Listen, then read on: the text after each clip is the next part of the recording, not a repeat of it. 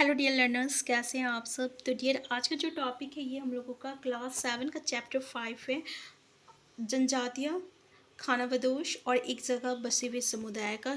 ठीक है, तो हम लोग डियर हिस्ट्री पढ़ रहे हैं, आपको पता होगा। ठीक है, तो यहाँ पे हम लोग हिस्ट्री का एनसीईआरटी का एक एक पॉइंट को डिस्कस कर रहे हैं। ठीक है, तो ये चैप्टर जो का ये सेकंड पार्ट है। फर्स्ट पार्ट का लिंक आपको डिस्क्रिप्शन बॉक्स में मिल जाएगा। तो चलिए हम लोग स्टार्ट करते हैं डियर। ठीक है, आज का क्लास तो हम लोगों ने यहाँ तक देखा था जनजाति के बारे में हम लोग पढ़ चुके थे। और डियर, जनजाति की एक एक चीज़ को हम लोग बहुत ही अच्छे तरीके से जो है यहाँ पे कंप्लीट किए हैं। तो प्लीज़ आप जो है अभी तक नहीं देखे हैं इससे पहले वाले पार्ट को, तो आप प्लीज़ उसको देख लीजिएगा। ठीक है, जैसे कि भील के बारे में याद रखिएगा, ये बहुत ही बड़ी जनजाति थी जो कि आपके पश्चिमी और मध्य भारत में फैली हुई थी। ठीक है, और भीलों की कई कुल जो है वो शिकारी और संग्रहक बने। और इसमें से बहुत लोग ऐसे भी थे जिस जमींदार और खेतियार जो है बने थे 16वीं सदी में।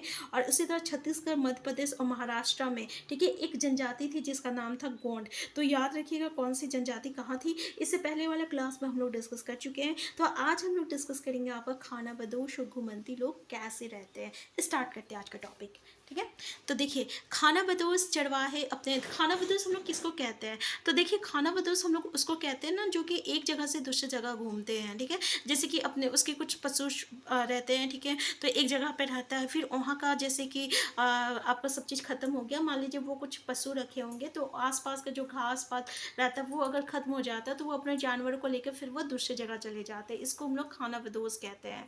ठीक है, तो चरवाहे अपने जानवरों के साथ दूर दूर तक घूमते थे। उनका जीवन दूध और अन्य पशुचारी उत्पादों पर निर्भर था। तो उसका जीवन किस पे निर्भर था, तो उन लोग पशु को रखते थे और उसका उत्पादन पे ही अपने जीवन को निर्भर रखते थे। ठीक है, जैसे दूध है, अंडा है, इस तरीके से वो खेतियार गृहस्थों से अनाज, कपड़े, बर्तन और ऐसी चीज़ों के लिए ऊन, घी इत्यादि का विनिमय भी करते थे। मतलब कि जो खेतियार लोग थे उनसे जो है लेना देना करते थे। कुछ खानाबदोश अपने जानवरों पर सामानों की ढुलाई का काम भी करते थे और एक जगह से दूसरी जगह आते नहीं जाते थे। वो कम सामानों की खरीद फरोख्त फरोख्त करते थे। मतलब क्या, हुआ अपने सामान का मतलब कुछ जानवर लोग जो थे उनके सामान को भी ढोते थे और वो इस तरीके से वो सामान को खरीदते भी थे और बेचते भी थे।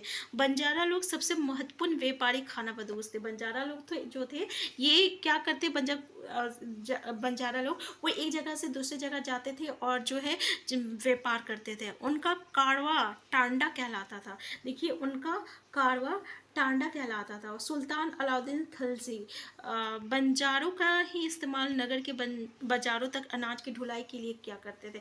याद रखिएगा कि अलाउद्दीन खिलजी जो थे ना सुल्तान, ये बाजार में जो है मतलब अपनी चीज़ों का बाजार तक पहुंचाने का जो काम होता था वो बंजारों से ही किया करते थे। बादशाह जहांगीर ने अपने संस्मरणों में लिखा है कि बंजारे विभिन्न इलाकों से अपने बैलों पर अनाज ले जाकर शहरों में बेचते थे।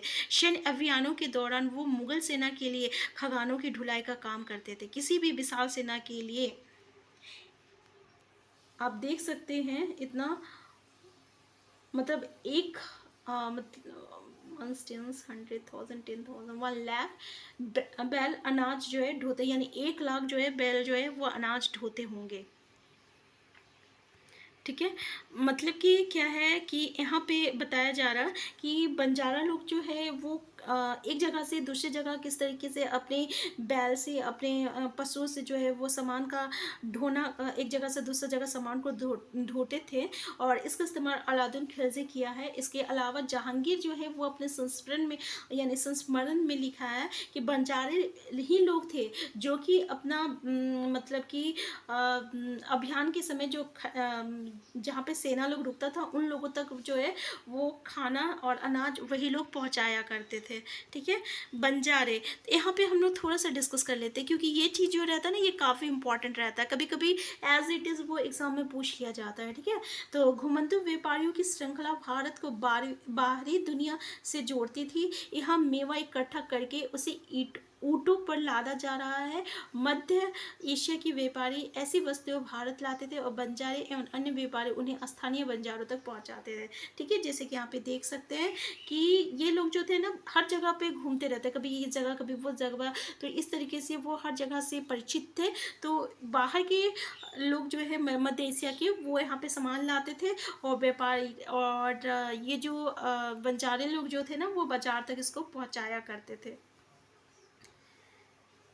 यहाँ पे हम लोग खानाबदोश और भ्रमणशील समूह के बारे में थोड़ा सा डिस्कस करते हैं। ठीक है, देखिए खानाबदोश घुमंतु लोग होते हैं, उन्हें उनमें से कई पशुचारी होते हैं जो अपने रेवड़ और पशु वृंद के साथ एक चारागाह से दूसरे चारागाह घूमते रहते हैं। इसी तरह दस्तकार, फेरी वाले और नृतक, गायक एवं अन्य तमाशबीन भ्रमणशील समूह अपना काम धंधा करते करते एक जगह से दूसरी जगह ही यात्रा पर रहते थे। खानाबदोश और भ्रमणशील समूह दोनों अक्सर उस जगह लौट कर आते हैं जहां उन्हें पिछले साल दौरा किया था।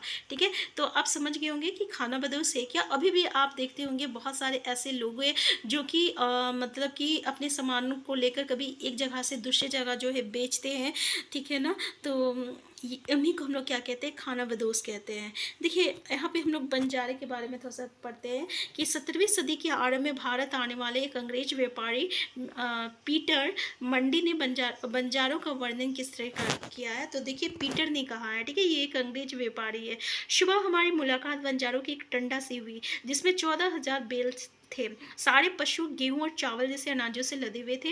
ये बंजारे लोग अपनी पूरी घर गृहस्थी, बीवी और बच्चे अपने साथ लेकर चलते हैं। एक टंडा में कई परिवार होते हैं। उनका जीने का तरीका उन भारवाहकों से मिलता जुलता है जो लगातार एक जगह से दूसरी जगह जाते रहते हैं। गाय बैल उनके अपने होते हैं। कई बार वो सौदागरों के द्वारा भाड़े पर नियुक्त किए जाते हैं, लेकिन ज़्यादातर वो खुद सौदागर होते हैं। अनाज जहाँ सस्ता उपलब्ध हो वहाँ से वो खरीदते हैं और उस जगह ले जाते हैं जहाँ वहाँ महंगा है। वहाँ से वो फिर ऐसी चीज़ें लाद लेते हैं जो किसी और जगह मुनाफे के साथ बेची जा सकती है। टांडा में 6 से 700 तक लोग हो सकते हैं। वो एक दिन में 6 से 7 मील से ज़्यादा सफ़र नहीं करते। यहाँ तक कि ठंडे मौसम में भी अपने गाय बैलों पर से सामान उतराने के बाद वो उन्हें चरने के लिए खुला छोड़ देते हैं, क्योंकि यहाँ ज़मीन प्राप्त है और उन्हें रोकने वाला कोई नहीं। पता करिए कि आजकल गांव से शहरों तक अनाज ले जाने का काम कैसे होता है बंजारों के तौर तरीके से, ये किन मायनों में भिन्न या समान है। तो पहले के समय में जैसे आप देख सकते हैं कि किस तरीके से यहाँ पे बंजारों का वर्णन किया गया है कि बंजारे जो थे अपने बीवी बच्चे को साथ में लेके जाया करते थे, अपने पशु लोग को और जितने भी सामान थे उन्हीं पे पशुओं पे जो रहता था लदा हुआ रहता था, और फिर सारे सामान को हटा दिया करता था और पशु जो रहता था वो जो है आपका चरने के लिए छोड़ दिया जाता था। और वह एक दिन में 6 से 7 मील से ज़्यादा सफ़र नहीं कर सकते थे और वो ठंडे के समय में भी सफ़र करते थे। अगर आज के सिस्टम में हम लोग देखें तो ऐसे आपको तुलना करने के लिए कहा गया है। देखिए ठीक है, यहाँ पे हम लोग यहाँ तक पढ़ चुके हैं। अब यहाँ पे देखिए कई पशुचारी जनजातियाँ मवेशी और घोड़ों जैसे जानवरों को पालने पोषने और संपन्न लोगों के हाथ उन्हें बेचने के काम करती थी। छोटे मोटे फेरी वालों की विभिन्न जातियाँ भी एक गांव से दूसरे गांव, जैसे फेरी वाला अभी भी होता है, ठीक है ना। फेरी वाला जो है एक जगह से दूसरी जगह, जैसे एक राज्य से दूसरे राज्य में वो जाके अपने सामान को जो है बेचता है। आप देखे भी होंगे, आपके आस पड़ोस फेरी वाले आते भी होंगे। वो फेरी वाले जो रहते हैं ये एक बंजारे ही की तरह है, जो कि क्या करते हैं अपने सामान को लेकर एक जगह से दूसरी जगह जो है वो ले जाके बेचते हैं। एक गांव से दूसरे गांव भ्रमण करती थी और ये लोग रस्सी, सरकंडे की चीज़ें, फूस की चटाई और मोटे बोरे जैसे माल बनाते हैं और बेचते थे। कभी कभी भिक्षुक लोग भी घूमते सौदागरों का काम करते थे। नर्तकों, गायकों और अन्य तमाशीन बीनों की भी जनजातियाँ थी जो विभिन्न नगरों और गाँवों में कमाई के लिए अपनी कला का प्रदर्शन करती थी। ठीक है, तो ऐसा आप देखते होंगे बहुत सारे ब्राह्मण या भिक्षुक लोग भी होते हैं जो कि अलग अलग जगह से जाते हैं और अलग अलग जगह पे जो है वो मांगते हैं। और बहुत सारे भिक्षुक लोग ऐसे होते हैं ना जो कि एक जगह से दूसरी जगह जो है ना सिर्फ पैदल जाके ही किए हैं। ठीक है ना, तो यहाँ पे समझ में आ गया होगा आपको खानाबदोश की पूरी डेफिनेशन और उसमें क्या क्या होता था।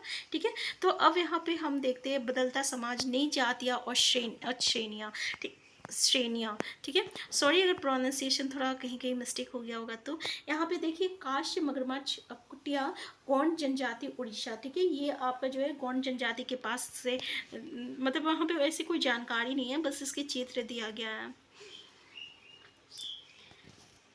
तो डियर इसी ये जो टॉपिक है ना, इस टॉपिक को हम लोग नेक्स्ट क्लास में डिस्कस करते हैं, ठीक है। आज के लिए इतना ही, तो हम फिर मिलते हैं। तो डियर एक मतलब कि हर एक वीडियो में जो है आपको जो है उस चैप्टर की लिंक मिल जाएगी। तो अगर आप एक नहीं देखिए ना, तो आप डिस्क्रिप्शन बॉक्स में जाके दूसरे पार्ट को भी देख सकते हैं, ठीक है। तो हम फिर मिलते हैं।